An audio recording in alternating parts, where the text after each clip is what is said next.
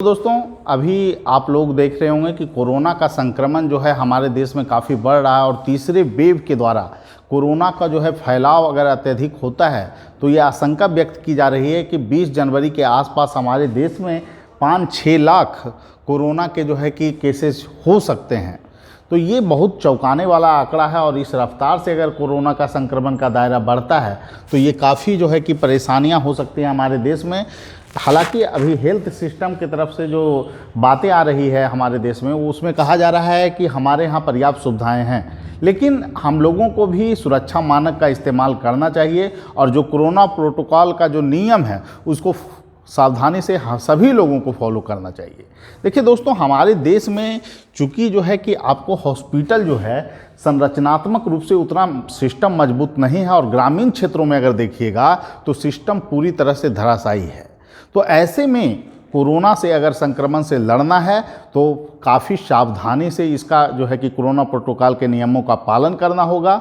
और इसमें देखिए सबसे बड़ी बात यह है कि इस बार कहा जा रहा है कि कोरोना का संक्रमण हमारे देश में बहुत ज़्यादा नहीं होगा और इसके पीछे एक फैक्टर बताया जा रहा है कि टोटल अगर वैक्सीनेशन अगर देखें हमारे देश में तो ये आंकड़ा लगभग 70% आबादी को हम लोग वैक्सीन दे चुके हैं। ठीक है, एक तो बहुत महत्वपूर्ण फैक्ट ये है। दूसरी बात कही जा रही है कि डेल्टा वेरिएंट का बहुत ज़्यादा प्रभाव चूँकि देश में था, इसलिए इस बार का जो संक्रमण है ओमिक्रॉन का जो संकट है वो हमारे देश में कम रहेगा। हालांकि जो आंकड़े हैं उसके आधार पर यह भी विशेषज्ञों का मानना है कि कोरोना के केसेज इतने होंगे जिससे कि हॉस्पिटल सिस्टम भी भारत में जो है कहीं ना कहीं व्यवस्था करने में सक्षम नहीं हो पाएगी और ये बहुत बड़ा दिक्कत का विषय हो सकता है। इसीलिए कोरोना प्रोटोकॉल के जो नियम आ रहे हैं उसको आप लोग फॉलो कीजिए। और दूसरी नंबर बात यह है कि यूपी में चुनाव हो रहा है, लेकिन हम ये अपेक्षा करते हैं कि सरकार और चुनाव आयोग इस मुद्दे को ध्यान में रखे कि कोरोना का संक्रमण अगर तेज़ी से बढ़ा तो ये जो आंकड़ा है यूपी के चुनाव का प्रभाव जो है कहीं ना कहीं एक चुनौती बन सकता है और इसको ध्यान में रखते हुए अगर संक्रमण की रफ्तार तेज होती है तो यूपी चुनाव को तत्काल प्रभाव से टाल देना चाहिए। यही मुद्दे हैं दोस्तों, और आप लोगों को एक संदेश देना था कि कोरोना संक्रमण का जो प्रभाव बढ़ रहा है ऐसी स्थिति में आप लोगों को क्या करना चाहिए। और एक बात मैं और कहूँगा कि देखिए, डेल्टा वेरिएंट का जो प्रभाव लास्ट के दिनों में घटा था उसमें एक बड़ी भूमिका थी कि बहुत सारी दवाइयाँ मार्केट में आई थी और उसमें कहा गया था कि मल्टीविटामिन, अगर कोरोना के लक्षण अगर आप में पाए जाते हैं तो आप मल्टीविटामिन का यूज कर सकते हैं।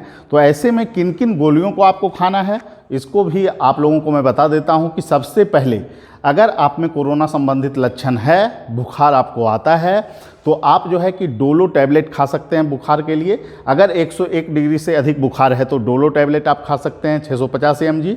और उसके साथ आपको जो है कि खाना है विटामिन सी का टैबलेट भी खाना है विटामिन के लिए। जिंक आपको लोग को खाना है, विटामिन सी हो गया, जिंक हो गया, विटामिन बी हो गया, और सप्ताह में 1 दिन आपको विटामिन डी का टैबलेट खाना है।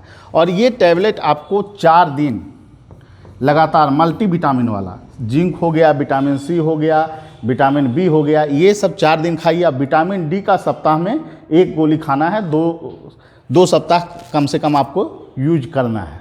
ठीक है, और बुखार ज़्यादा है तो आपको डोलो 650 mg आप यूज कर सकते हैं।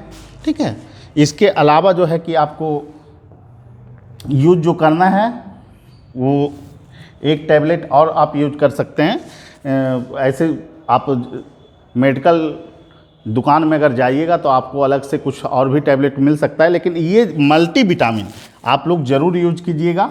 और हम ऐसा अपेक्षा करते हैं कि कोरोना संक्रमण के दायरे से हम लोग मुक्त रहेंगे और पूरा भारत की जो अर्थव्यवस्था है वो मजबूती से आगे बढ़ेगी और भारत जो है एक समृद्ध राष्ट्र की परिकल्पना को पूरा करेगा। ठीक है, सभी लोगों को धन्यवाद। फिर मिलेगा अगले वीडियो में।